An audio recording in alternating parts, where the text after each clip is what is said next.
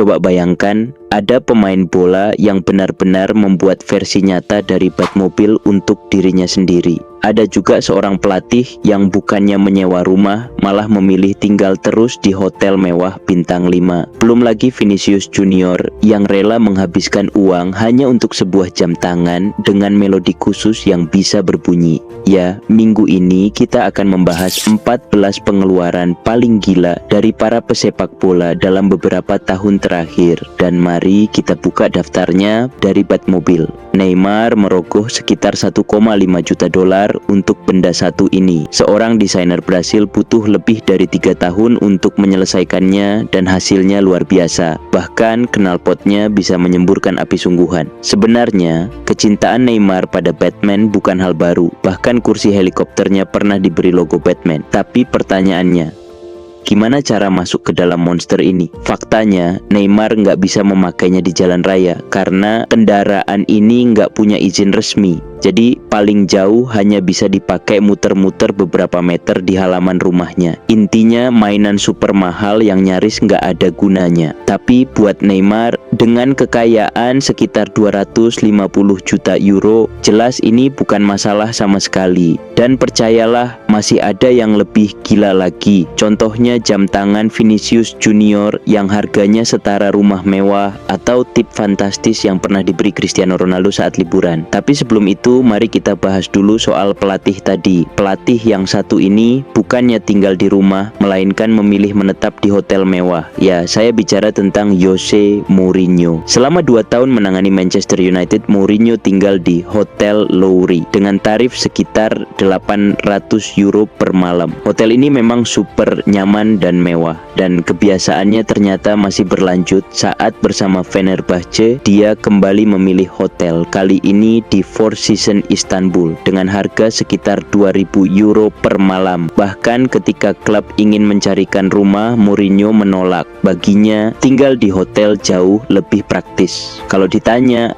alasannya, jawabannya sederhana. Mourinho malas. Tinggal di hotel artinya dia nggak perlu beres-beres, nggak perlu masak, apalagi mikirin setrika. Pagi bisa langsung berenang, lalu sarapan buffet, malamnya tinggal pesan makanan ke kamar. Jadi pikirnya dia bisa fokus ke pekerjaan. Tapi ternyata nggak sesederhana itu juga. Untuk urusan makan, kabarnya Mourinho hampir selalu memilih menu yang sama. Sup ayam, pizza margherita, dan es krim. Kadang ditemani protein shake. Setidaknya itulah yang sering terlihat dari foto-foto di depan hotel. Selama di Istanbul, Mourinho menetap sekitar 450 hari. Itu berarti lebih dari 100.000 euro habis hanya untuk biaya hotel.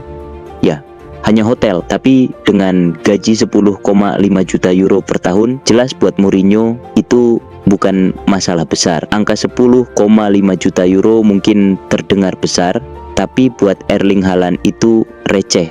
Soalnya dia menghasilkan sekitar 50 juta euro per tahun, alias hampir 1 juta euro setiap minggunya. Jadi wajar kalau dia memanjakan diri dengan mobil super langka, Mercedes AMG One. Mobil ini terinspirasi dari Formula 1, bertenaga lebih dari 1000 horsepower dan cuma ada 275 unit di seluruh dunia. Harganya sekitar 3,1 juta euro. Dan itu belum semuanya. Haaland juga punya koleksi mewah lain seperti Rolls-Royce Cullinan dan Ferrari Monza SP2. Tapi menurut Michael Richards, memberi terlalu banyak uang pada pemain muda itu tidak selalu baik. Bahkan dia mencontohkan dirinya sendiri. Saya pergi ke LA dan jujur dalam satu malam kami habiskan 50.000 euro hanya untuk minum. Gila, tidak heran setelah pensiun beberapa pemain bangkrut. Sepertinya Mbappe tidak akan kesulitan soal uang. Di Real Madrid saja, dia digaji sekitar 30 juta euro per tahun. Saat di PSG, nilainya bahkan menyentuh 66 juta euro. Dengan total kekayaan yang diperkirakan mencapai 230 juta euro. Untuk pemain berusia 26 tahun, jelas itu luar biasa. Jadi wajar kalau ia menghabiskan uang untuk rumah mewah, mobil sport, atau pakaian branded. Tapi di tahun 2024 muncul kabar yang lebih gila lagi. Rumornya Mbappe ingin membeli klub lamanya, Monaco, untuk membawanya kembali ke papan atas. Sayangnya terlalu mahal.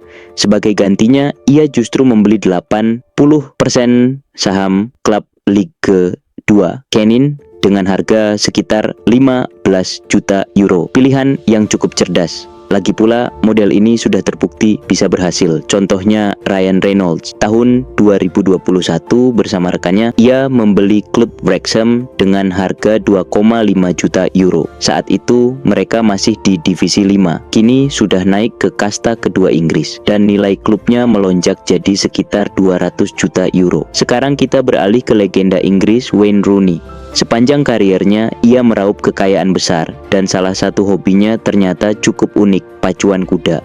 Salah satu kudanya bahkan dibeli seharga 120.000 euro, tapi kuda itu lumayan nakal, sampai pernah mematahkan hidung pelatihnya, dan akhirnya harus menjalani terapi. Kalau tidak sibuk dengan kudanya, Rooney biasanya menikmati waktunya di villa super mewah senilai 25 juta euro. Hidup di rumah sebesar itu jelas menyenangkan. Setelah pensiun, Rooney terlihat lebih santai. Ia bahkan membeli mobil golf seharga puluhan ribu euro, hanya supaya bisa keliling bersama anak-anaknya tanpa perlu capek jalan kaki. Sekarang giliran Thomas Müller. Bersama sang istri, ia memiliki peternakan kuda yang luasnya mencapai 15 hektar. Salah satu kuda mereka bernama Davy, dengan nilai fantastis sekitar 2 juta euro. Hebatnya lagi, kuda ini berhasil meraih medali emas di Olimpiade. Müller benar-benar menunjukkan kalau bakatnya bukan cuma di lapangan hijau, tapi juga di arena pacuan kuda. Kalau untuk Ronaldo, membeli kuda seharga 2 juta euro jelas bukan masalah. Tapi sebelum sampai ke sana, mari kita singgung dulu Luis Suarez. Ia pernah memesan sebuah cincin spesial yang dibuat khusus untuk dirinya. Di cincin itu terukir nomor 9, bendera Uruguay. Selebrasi gol khasnya hingga julukannya El Pistolero. Soal harga memang tidak pernah diumumkan, tapi diperkirakan nilainya setidaknya 30.000 euro. Bintang berikutnya justru dikenal lebih dermawan, Son Heung-min. Ia bukan tipe pemain yang suka pamer perhiasan mahal. Sebaliknya, Son menginvestasikan sekitar 15 juta euro untuk membangun sekolah sepak bola di Korea Selatan, tanah kelahirannya. Dana besar itu sebagian besar keluar dari kantong pribadinya, sementara pengelolaannya dipercayakan kepada ayah dan saudaranya. Sayangnya, sekolah ini sempat menuai kritik karena metode latihan yang dianggap terlalu keras. Padahal, tujuan awal Son adalah murni untuk kebaikan. Sekarang giliran Zlatan Ibrahimovic. Pada 2015, saat masih membela PSG, ia membeli sebuah gereja tua di Stockholm seharga sekitar 12 juta euro. Bangunan itu kemudian diubah menjadi apartemen mewah 4 lantai. Tapi tetap mempertahankan jendela khas gerejanya. Bagi Zlatan, ini adalah salah satu bentuk investasi properti. Lanjut ke Didier Drogba. Pada 2013, ia menanamkan modal di tambang emas di Pantai Gading dengan membeli 5% saham senilai 7-10 juta euro. 6 tahun berselang, saham itu ia lepas seharga kurang lebih 15 juta euro. Cukup untung, bukan? Dan akhirnya Cristiano Ronaldo. Tahun 2018, setelah Portugal tersingkir dari Piala Dunia, ia berlibur ke Yunani dan menginap di Costa Navarino Resort. Begitu puas dengan layanan staf hotel, Ronaldo memberikan tip sekitar 20.000 euro yang dibagi rata untuk 10 karyawan. Bagi pemain dengan kekayaan lebih dari 1 miliar euro, angka itu tentu hanya kecil. Ternyata pemain terkaya di dunia bukan Cristiano Ronaldo, melainkan Faik Bolkiah. Nama ini mungkin terdengar asing, tapi dia adalah keponakan Sultan Brunei dengan kekayaan yang diperkirakan mencapai 20 miliar dolar. Faik pernah menimba ilmu di Akademi Chelsea dan Leicester dan kini bermain di Liga Thailand. Dengan harta sebanyak itu, gaya hidupnya tentu jadi sorotan. Media bahkan pernah melaporkan dalam sebulan ia menghabiskan 47 juta dolar hanya untuk mobil mewah, jam tangan, dan perhiasan emas. Ia juga dikenal memelihara hewan eksotis seperti harimau dan macan tutul. Dan terakhir ada Vinicius Junior. Bintang Real Madrid ini membeli jam tangan langka seharga 400.000 euro, yaitu Jacob & Co.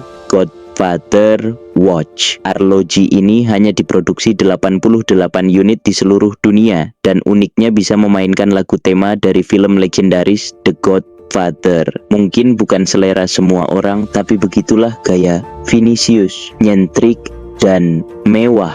Kalau kamu suka fakta-fakta unik bola kayak gini, jangan lupa klik tombol subscribe biar nggak ketinggalan update menarik berikutnya.